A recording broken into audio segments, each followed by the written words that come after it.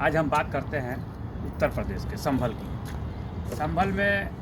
जो घटना हुई है उसके चलते समाजवादी पार्टी को उत्तर प्रदेश में आना 2027 की राह बहुत कठिन लग रही है,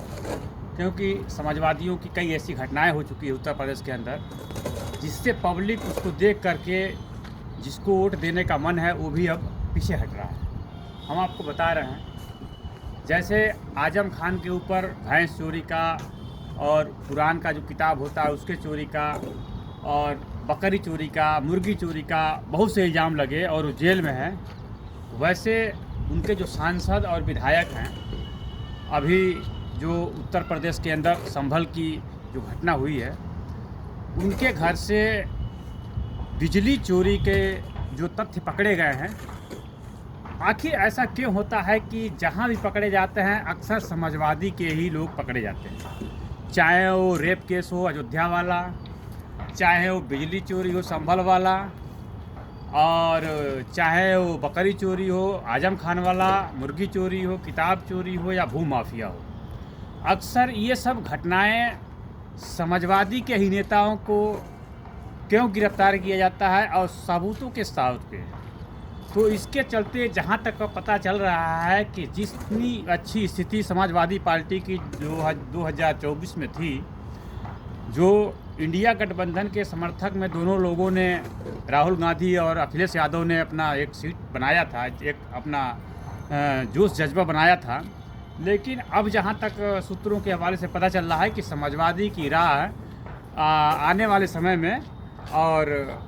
बहुत कठिन होने वाली है, क्योंकि जितने क्रिमिनल केस, चाहे वो मर्डर का केस हो, चाहे बलात्कार का केस हो, चाहे भू माफिया हो, चाहे बिजली चोरी हो, एक सांसद के घर एक आम आदमी बिजली चलाता है तो उसके घर में एसी कूलर कुछ नहीं होता है, सिर्फ पंखा होता है और लाइट जलाता है तो भी 400, 500, 600, 1000, 1500 रुपये बिजली का बिल आ जाता है। लेकिन समाजवादी पार्टी के जो सांसद हैं संभल के,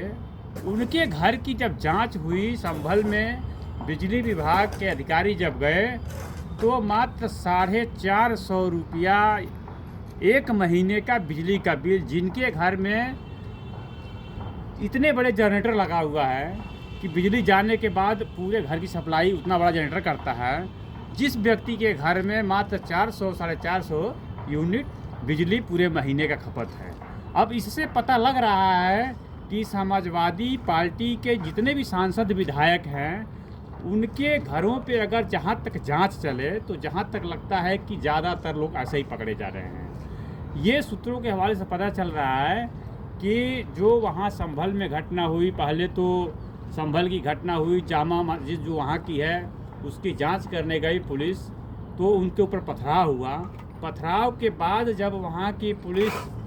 उन उपद्रवियों के ऊपर मुकदमा किया तो भी उसके बचाव में अखिलेश यादव जी सामने आए। उसके बाद जब वहाँ पर बिजली विभाग के अधिकारियों को लेकर के पुलिस विभाग गई तो वहाँ एक मंदिर मिला जिसके खंडन में भी अखिलेश यादव जी उसके खिलाफ आए, मंदिर के खिलाफ में उनकी आवाज़ आई। उसके बाद बिजली विभाग के अधिकारी जब अंदर गए और पुलिस अंदर गई तो वहाँ एक हनुमान जी का प्राचीन मूर्ति मिला, मंदिर मिला, जिसमें माता गौरी श्रृंगार का भी मूर्ति मिला और कुआं मिला। अब वहाँ की जो हालात है अब दिन पे दिन बदतर होती जा रही है, क्योंकि वहाँ के जो लोग, यहाँ तक नहीं, यहाँ के मस्जिदों से कम नहीं तो 1000-1200 घरों को बिजली सप्लाई की जाती थी, जो बहुत ही शर्मनाक बात है। मंदिर और मस्जिद और गुरुद्वारा ये एक इबादत का, एक भगवान के नाम लेने की जगह होती है, लेकिन अगर ऐसे जगहों से चोरी करके बिजली की सप्लाई की जाए तो ये उन वर्ग को लिए बहुत शर्म की बात है जो लोग कहते हैं कि हम बहुत पाक साफ हैं। हम किसी के बातों को, किसी के लोगों को ठेस नहीं पहुंचाना चाहते हैं, लेकिन जो सामने घटनाएं आ रही है इसको तो एक आम आदमी जान रहा है और देख रहा है। तो हम आप सभी को ये बता देना चाहते हैं कि 2027 की जो लोकसभा की चुनाव है, राज्यसभा की चुनाव है, इन चुनाव में जितनी बढ़िया इंडिया गठबंधन की जो नाम चल रहा था और जितना काम चल रहा था, अब जहाँ तक पता चल रहा है कि इंडिया गठबंधन अगर 20 सीट भी निकाल ले तो बहुत बड़ा भाग्य होगा, क्योंकि अब इंडिया गठबंधन और ख़ास करके अखिलेश यादव जी उत्तर प्रदेश के अंदर बहुत ही पीछे जाने वाले हैं। मैंने बताया था कि जब वो उपचुनाव होने वाले थे तो हमने कहा था कि 9 सीटों में 7 सीट बीजेपी निकाल लेगी और करेक्ट 7 सीट निकाली। और इसी तरह मैं आज आपको बता दे रहा हूँ, उत्तर प्रदेश के अंदर फिर से 2027 में योगी की सरकार आने वाली है और उसको कोई रोक नहीं पाएगा।